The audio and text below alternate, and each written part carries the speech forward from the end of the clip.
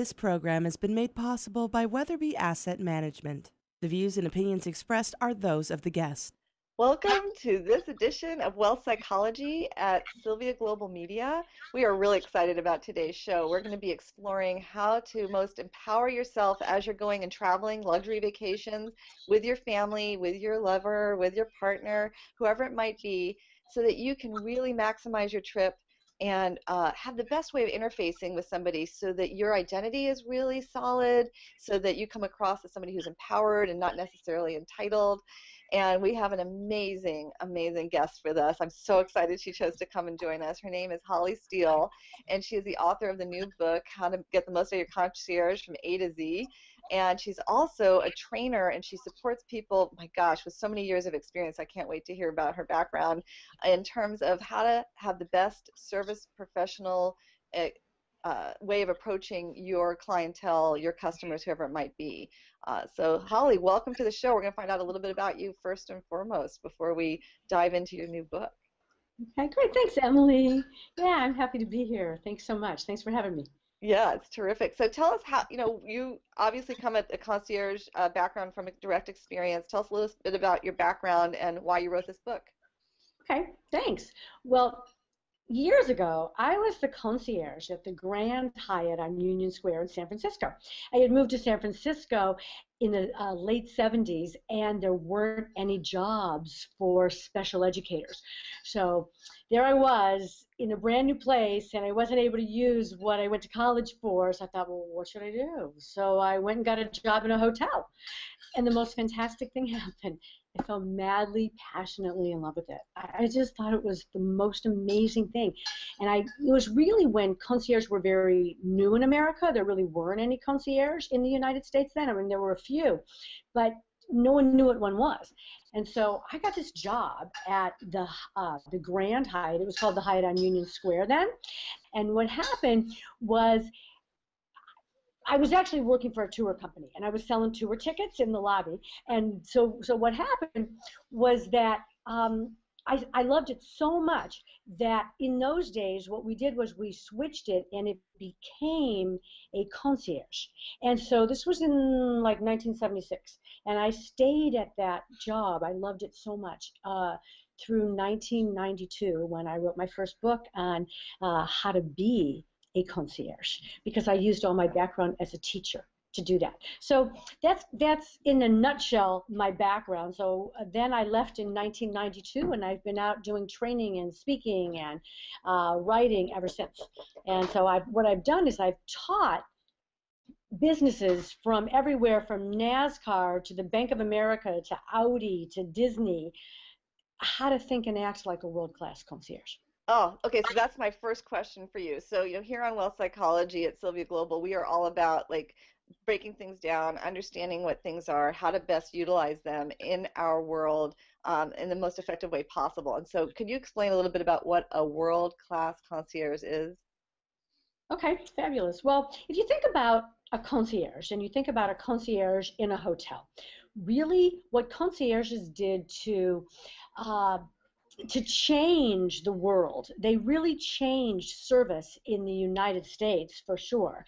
And it's a very historic situation where people have associated a concierge with the ultimate in serving other people. So people who are creative, people who really think outside the box, people who really have a desire to take care of someone else, to design a memory for someone else, people who really thrive on serving someone else.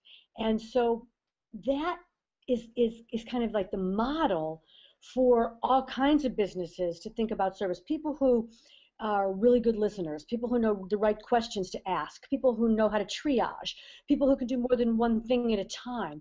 So all of those sorts of things are thinking like a world-class concierge.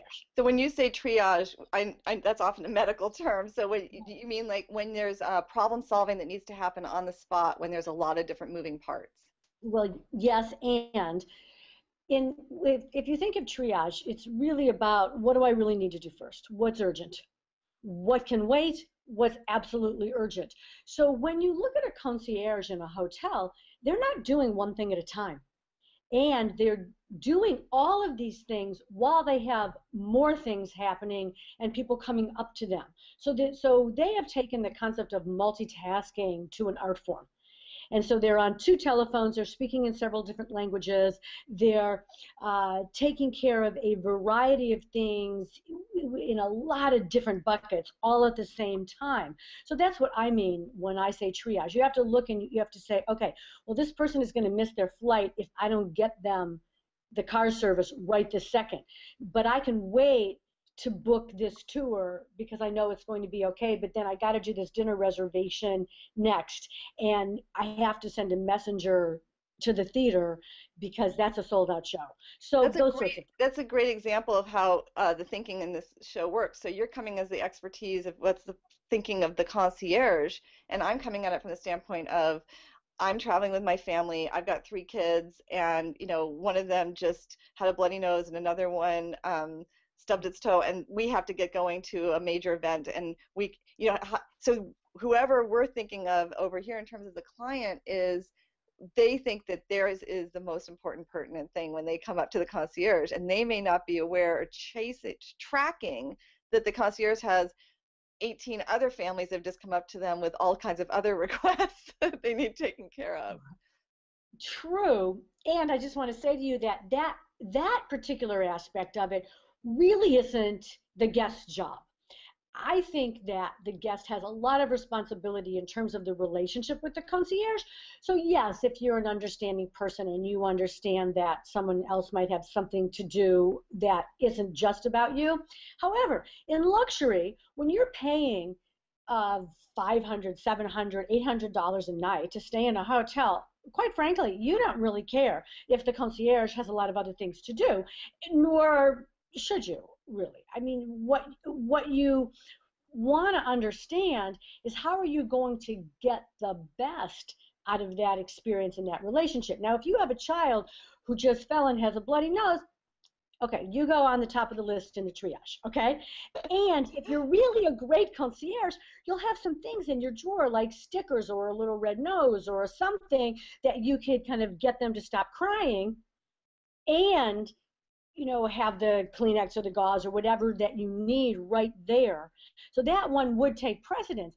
But if you have 12 people in front of you, and again, it really depends on the size of your hotel, but let's say you're at a convention, and so let's say you ordinarily stay at Four Seasons or Ritz-Carlton's, but you're at a convention and you find yourself in another type of a convention hotel. So then those lines are usually fairly long. And so you want to understand, not that they have other things to do, yes they do, but when is the best time for me to show up to ask those questions? Because if I'm coming at 6 o'clock at night, you can be sure that there's going to be a long line. Oh so my maybe gosh. I can stop at another time in the day, or call them at a different time in the day so it's not early morning or right around the dinner rush.